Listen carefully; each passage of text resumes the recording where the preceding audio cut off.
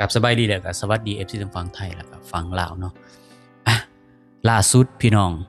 ในวันที่6เนาะมิถุนาทีมกู้ภัยเนาะได้จำใจต้องได้ถอนกำลังเนาะแล้วก็ยุติการช่วยเหลือ2ชีวิตที่ยังติดอยู่ในถ้ำที่เมืองหลองแจงเนาะเพราะว่าเจออุปสรรคเนาะทางธรรมศาสตร์พี่น้องที่โหดร้ายจนแบบทีมงานนี่ต้องถิ่มอุปกรณ์มูลค่าเป็นล้านไว้ในถ้ำเนาะหลังจากนั้นเพิ่นได้ซอยเงินผู้ประสบภัยประมาณ40ล้าน40ล้านกีบเนาะพี่น้องก็ถือว่าหลายพอสมควรเนาะสำหรับเพิ่นนะเพราะว่าเพิ่นก็ได้รับบริจาคมาเช่นเดียวกันเพิ่นก็ได้ให้ต่อแอดมินก็บ่ฮู้ว่าทางการลาวได้ซอยนำบ่หรือบ่แล้วก็คนอื่นๆแล้วก็มีกู้ภัยไทยหลายๆคนเนาะได้ให้เนาะคนละ5คนละ10คนละพันอิหยังเนาะแต่ละคนยื่นให้เนาะแอดมินก็บ่ฮู้ว่าทางการลาวสิให้หรือบ่แล้วก็ผู้ที่มีส่วนเกี่ยวข้องกับเมืองนี้เนาะที่เป็นเจ้าของเมืองนี้ที่ไปขุดเมืองนี้สิออกมาช่วยเหลือหรือบ่ก็บ่ฮู้เนาะก็ต้องท่าเบิ่งต่อไปเนาะว่าสิเป็นจั่งใดเนาะในวันที่5มิถุนายนที่ผ่านมาเนาะทีมงานได้ลงสำรวจตอนประมาณ 5 ทุ่มหรือว่า22-23 โมงเนาะทางทีมงานนี่ก็ต้องได้ตกใจเพราะว่าได้หญ้าจากพื้นเพดานเนาะเหลือเพียงประมาณ30เซนติเมตรพี่น้องเหลือประมาณเท่ากับไม้บรรทัดหนึ่งเนาะซึ่งเนาะมันแคบหลายพี่น้องแคบกว่าเก่าเนาะอย่างเท่าโตเนาะทางอาจารย์ติงลีนี่เพิ่นได้เล่าผ่านโพสต์ว่าฝนที่ตกลงมาเฮ็ดให้น้ำซีซายทั้งจากภูเขาทั้งทิศนั้นทิศนี้นี่เนาะที่แบบมันล้อมถ้ำเนาะมันไหลเข้าไปเนาะทะลักไหลเข้าไปแล้วก็พัดเอาดินเอาเศษหินอีหยังต่างๆนี่เข้าไปในถ้ำเนาะแล้วก็โดยเฉพาะเนี่ยโถงเนาะระหว่างโถง4กับโถง5ต่อกันพี่น้องมันไปอุดตันอยู่หม้องหั้นเนาะอยู่2ทางจนเกือบสิแบบเต็มเนาะเวลาเข้าไปเนี่ยมันแคบเนาะแล้วก็น้ำมันก็เต็มขึ้นพร้อมในเวลาบ่พอเท่าใดมื้อเนาะซึ่งว่ามันแสดงให้เห็นว่าเนี่ยสภาพเนาะธรณีหม้องนั้นแล้วก็มันเปลี่ยนแปลงไวหลายแล้วก็รุนแรงโพดเนาะอันตรายหลายว่าซั่นถ้ำอยู่แถวนี่เป็นถ้ำที่แบบเป็นถ้ำหินปูนเนาะที่มันเป็นโครงสร้างที่เปราะบางอยู่แล้วแล้วก็แถมยังบ่แม่นถ้ำธรรมศาสตร์ว่าซั่นเพิ่นได้ออกมาเปิดเผยแล้วมันเป็นถ้ำที่คนนี่ขุดบ่แม่นถ้ำธรรมศาสตร์เนาะแต่ว่ามันเป็นอุโมงค์ว่าซั่นเป็นเมืองที่คนขุดขึ้นมาว่าซั่นบ่มีเสาค้ำยันอิหยังเลยว่าซั่นที่มันแบบเป็นมาตรฐานน่ะพอเวลาไปเจอเนาะน้ำมันซัดเข้าไปเนาะไหลเข้าไปเนาะพวกตะกอนพวกหินพวกดินนี่ก็เลยไหลเข้ามาไวหลายเนาะเพราะว่ามันบ่แม่นธรรมศาสตร์แล้วมัน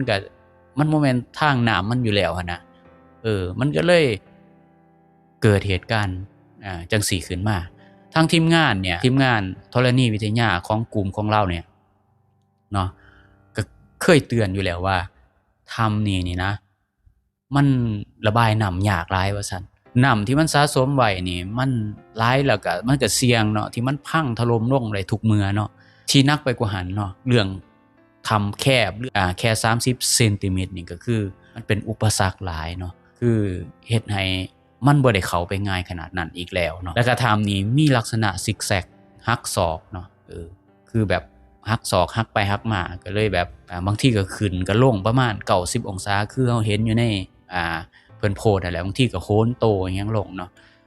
คือแบบต้องคร้านก็มีอิหยังก็มีแบบมันบอกง่ายๆมันยากนะพี่น้องมันหักศอกแล้วก็ทั้งแบบมันก็มืดสนิทแล้วก็แถมยังเป็นขี้โคลนขี้ตมต่างๆนี่จนเลี้ยวบ่เห็นอิหยังเลยนี่คือความโหดร้ายของการเฮ็ดเวียกหน้างานแท้ๆอยู่ในถ้ำเนาะนอกจากนี้นี่ยังมีเรื่องของสภาวะตัวเย็นเนาะที่แบบเข้าไปแล้วเนาะต้องเจอเนาะเพราะว่าการที่ว่าร่างกายของคนเฮานี่แช่อยู่ในน้ำอยู่ในอุณหภูมิที่มันต่ำเนาะมันสิแบบคนเฮานี่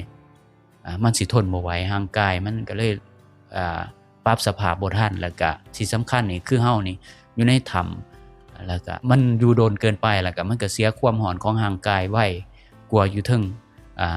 ถ้ำอีกเนาะแล้วก็ทุกสิ่งทุกอย่างเลยเฮ็ดให้มันบ่สามารถที่จะดำเนินการได้อีกต่อไปแถมเจ้าหน้าที่เนี่ยก็ต้องได้แช่น้ำอยู่หั่นโดนเกินไปเนาะแล้วก็เรื่องการคร้านออกมาหรือว่าคร้านเข้าไปมันก็ต้องค่อยๆกระลึบๆเนาะ มุดทีละนิดทีละหน่อยออกแห้งร้ายแล้วก็ขยับได้ซ่าซึ่งเนาะแห้งแซอยู่ในหันโดนปันใดเนาะความร้อนก็ถูกดูดออกไปออกจากร่างกายเนาะจนแบบมันอาจสิเกิดอันตรายต่อร่างกายเนาะคือแบบมันก็เฮ็ดให้อาการโตสั่นเนาะแล้วก็เวลาออกมาก็ต้องใส่ผ้าห่มเนาะตุ่มห่มไว้เพื่อเก็บความร้อนแล้วก็พวกอุปกรณ์ต่างๆนี่มันเป็นอุปกรณ์มาตรฐานที่แบบพวกรักษาอุณหภูมิของร่างกายพวกฟอยล์ห่อร่างกายหยังต่างๆนี่ในสุดปฐมพยาบาลต่างๆนี่คันแม่นว่าทางมันแคบลงเนาะบัดนี้มันก็เฮ็ดให้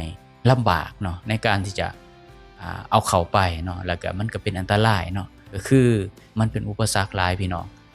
อาจารย์ติงลี่นี่เพิ่นก็ได้บอกเนาะทีมงานเนาะต้องยอมทิ่มอุปกรณ์พวกนี้มูลค่าเกือบประมาณเป็นล้านบาทก็ว่าได้เนาะเพราะว่าตอนหาทุ่มที่ตัดสินใจเนาะถอนกำลังออกมานี่ก็คือ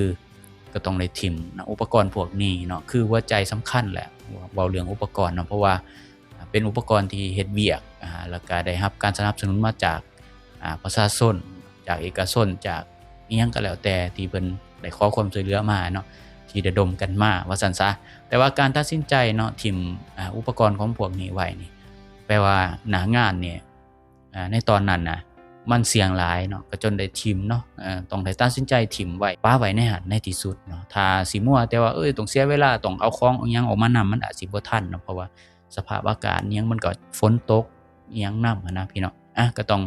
เห็นอกเห็นใจเพิ่นเนาะเพราะฉะนั้นแล้วเนี่ยเรื่องราวเหล่านี้นี่นะพี่น้องมันสิเกิดขึ้นมาอีกในอนาคตก็บ่ฮู้เพราะว่าซุมื้อนี่มันก็มีการถล่มการหยังที่แบบเป็นเมืองมันก็หลายเนาะเพราะว่าทางรัฐบาลเพิ่นก็บ่ได้เข้ามากวดสอบเนาะทางท้องถิ่นเฮ็ดอิหยังแหน่แล้วก็มีประชาชนเข้าไปติดนั่นมันอาจสิมีโอกาสเกิดขึ้นซ้ำอีกในอนาคตเนาะเพราะฉะนั้นแล้วเนี่ยมันก็ต้องมีมาตรการเนาะให้ความช่วยเหลือเนาะผู้ประสบภัยนำเนาะเพราะว่าเฮ็ดด้วยความทุกข์ยากลำบากแล้วก็เรื่องประกันสังคมอิหยังก็บ่มีนะเพราะว่าประเทศลาวนั่นบ่มีประกันสังคมช่วยเหลืออยู่แล้วคันบ่มีเงินก็คือจบเท่านั้นเนาะคันบ่ว่าบ่มีเลยก็บ่แม่นพวกคนเขามีเงินเขาก็เฮ็ดไว้อยู่พวกประกันสุขภาพมันก็มีอยู่แต่ว่ามันก็บ่ได้มีจากองค์กรของรัฐบาลเขามาช่วยเหลือเนาะโอเคเนาะก็ต้องท่าเบิ่งกันอีกต่อไปพี่น้องโอเคสำหรับมื้อนี้ขอบคุณขอบใจขอบคุณสำหรับ FC ทุกท่านที่ให้เกียรติเข้ามาติดตามฟังรับชมหรือกดไลค์กด Subscribe เพื่อสิบ่พลาดคลิปต่อไปที่ต่อไปสำหรับมื้อนี้ขอกล่าวคำว่าสวัสดีครับสวัสดี